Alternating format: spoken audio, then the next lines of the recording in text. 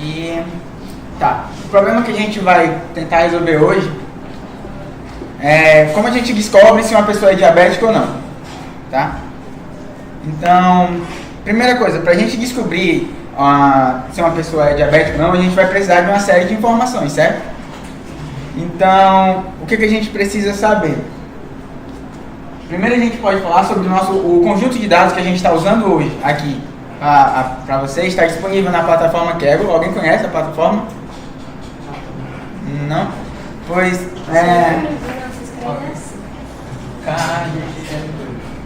é uma plataforma do Google que ele disponibiliza competições voltadas na área de aprendizado de máquina. Ele também disponibiliza vários datasets tipo grandes assim para você treinar e praticar na área, certo? Então, o que a gente pegou, o dataset que a gente pegou para fazer o mini curso hoje foi o Pina Indias Diabetes, que é um dataset sobre um conjunto de pessoas, sendo que eles são formados apenas por mulheres. Essas mulheres são de uma tribo indígena chamada Pina, e nessa tribo elas têm características peculiares, que algumas têm como eu posso dizer, elas têm uma tolerância maior à questão de açúcar, a questão de ser mais, elas são mais, como é que eu posso explicar? Isso. Então... Vocês entenderam o que é um dataset? Não. Dataset é apenas um conjunto de dados.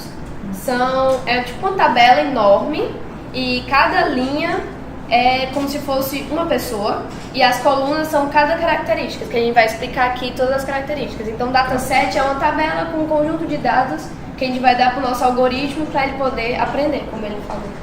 Como ele falou, ele deu o exemplo do gato e do cachorro, que o professor dele disse que você enche de imagens de gatos e imagens de cachorros para o computador distinguir. Aqui o que a gente vai usar é que a gente vai usar algumas informações de pessoas normais. Vamos encher o código, o algoritmo que a gente vai usar com essas informações.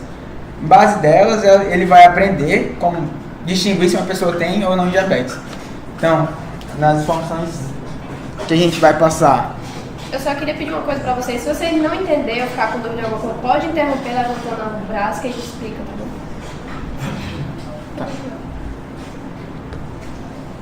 Tá. A primeira coluna que a gente tem é para saber o número de vezes que uma mulher engravidou, certo? Então, as outras colunas que a gente tem no nosso dataset são a concentração de plasma de glicose no sangue da pessoa, a pressão arterial dela, a espessura da dobra da pele, do tríceps, a quantidade de insulina, o índice de massa corporal.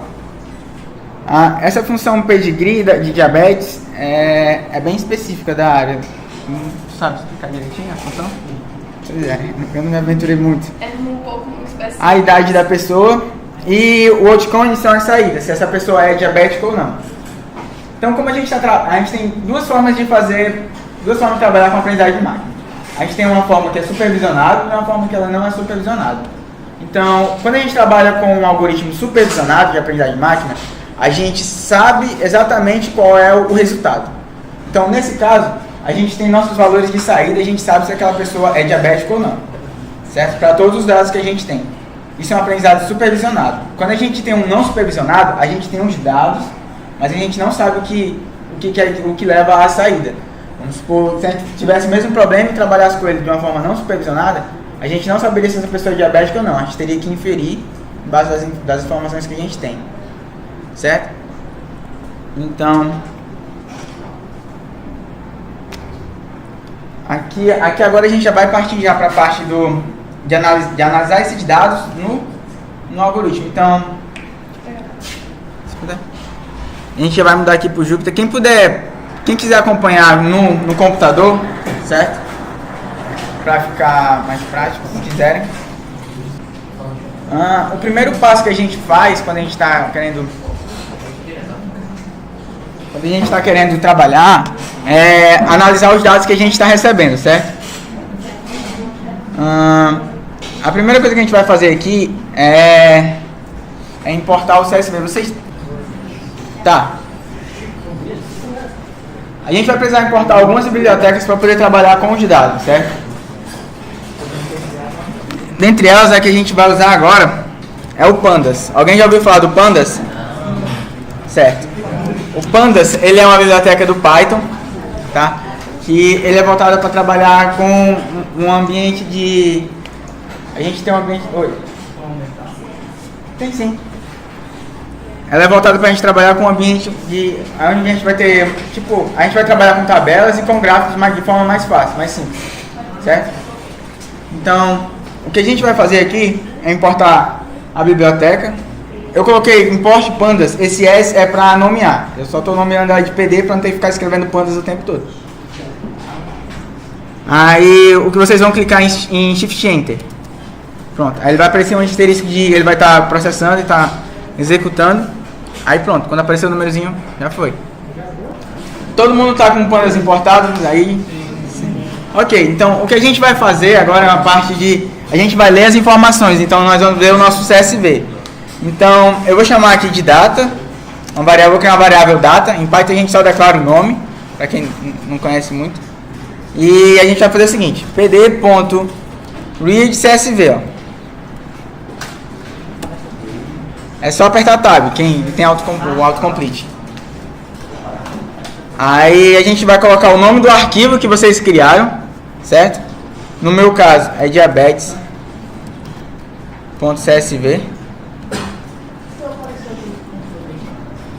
Beleza? E nós vamos definir o seguinte, os dados nesse dataset eles estão separados por algum determinado caractere. Então a gente coloca aqui, ó, essa tag sep e vamos colocar uma vírgula, que é no dataset os dados estão sendo separados por vírgulas. Beleza? Depois de ter feito isso é só Shift Enter, certo? Aí você chama o comando data.read, certo? E a gente vai poder ver aqui as primeiras informações, as primeiras 4 informações do nosso dataset, tá? Primeiramente, a gente tem que analisar as informações que a gente está trabalhando, o que a gente está mexendo. Deu um problema no dedo? Certo. Então, usando o read, a gente consegue ter uma ideia de mais ou menos quais são os valores que a gente tem, mas a gente não sabe se existe algum valor faltante no dataset, no nosso conjunto de dados. Então, é muito importante a gente fazer um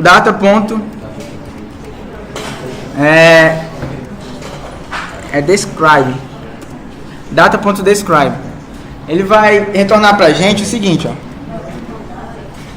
Ele retornou pra gente aí ele retornou o ponto médio do nosso dataset, a quantidade de elementos que a gente tem no dataset para cada coluna. Então, por exemplo, na coluna de glicose, a gente tem 768 linhas. Então, a gente consegue ter uma ideia por cima, tipo, quais são os valores de máximo, qual é o valor de mínimo, qual é a média, quais são os valores mais repetidos, certo? Então, uma outra opção que a gente pode fazer é usar a função info. A gente bota data.info e ele vai retornar pra gente uma parte importante, que é essa coluna aqui, ó. Essa coluna ela diz se existem valores nulos no nosso dataset, nosso conjunto de dados. Se existirem valores nulos, a gente tem que decidir o que fazer sobre eles. Se a gente vai excluir aquela linha por inteiro ou se a gente vai excluir aquela coluna. Depende muito do caso. Às vezes, quando a gente tem uma coluna com mais de 50% dos valores dela é faltante, não existem, não tem o que fazer. A gente tem que excluir ela porque não tem como usar dessa forma, entendeu? Mas se a gente tem 10 valores faltantes, coisas assim, a gente pode só excluir algumas linhas, ou então, se for o caso da gente ter um dataset como esse que é numérico, a gente pode